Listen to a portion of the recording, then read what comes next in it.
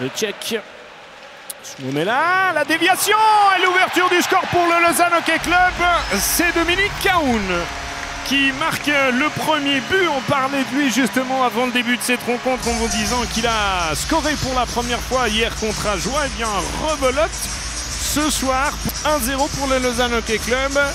Assistance pour Swoumela qui a été patient. Il a disposé de temps et d'espace. Pouaka un petit peu passif au niveau du back-checking là. Et la rondelle a été déviée par le défenseur également. Hauser, Leandro. Sur un changement de ligne, mais alors complètement manqué par les Zurichois sur la rupture. C'est Schreiber là qui se crée la meilleure chance de marquer pour Cloton.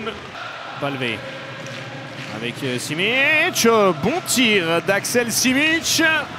Après un petit stick handling. Et de l'autre côté, voici Swoumela. Un petit Swoumela. 2-0 LHC. Quel tir précis de l'ancien top scorer du Lausanne Hockey Club qui fait mouche sur une transition extrêmement rapide. Non plus, on va revoir cette relance avec la passe de Ria. Le tir, regardez, pourtant il était vraiment complètement déporté sur le côté. Un petit Swoumela, mais il a réussi à mystifier le gardien. Tenter le service sur Bougro, ça ne passe pas. Oh, la belle passe pour un homme qui va se présenter seul. Suite au relais, c'était Smirnovs. Ils ont été occupés par Axel Simic. 4 minutes et 57 secondes à faire. On revoit le bel arrêt de Kevin Pache qui a effectué. Cahoun. Il a pris de la vitesse l'Allemand. Le service magnifique pour un Lausannois. Je vous avoue que j'étais un petit peu surpris de le voir là, mais avec Brännström, on peut être prêt à tout. Contre Cloton après 4 défaites sur les 5 derniers matchs. Oh, le service, bien joué. Pache encore une fois. Lausanne qui se déploie vite vers l'avant avec un relais de Bougro. Meyer.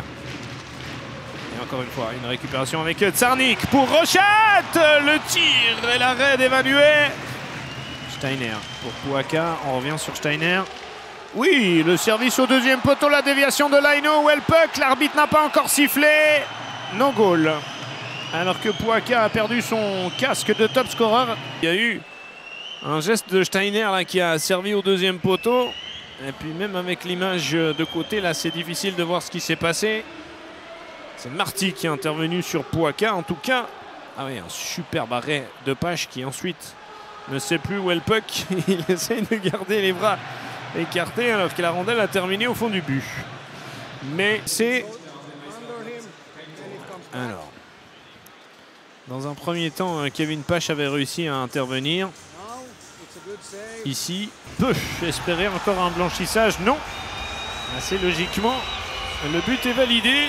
Et donc, Cloton revient. Linroth.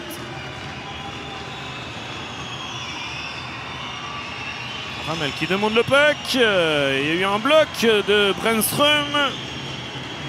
On essaie de faire des shifts courts là. C'est déjà terminé pour la triplette de Fuchs. Oksanen, on est rentré dans la dernière minute de cette période centrale avec Baragano. Superbe passe pour Zander. Ont donc confirmé ce but alors qu'on revoit la chance.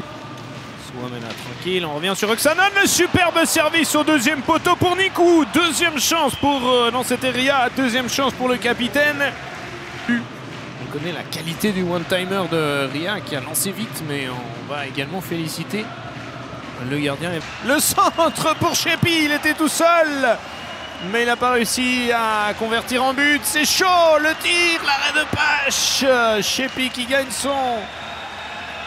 la longe du défenseur là qui fait l'affaire.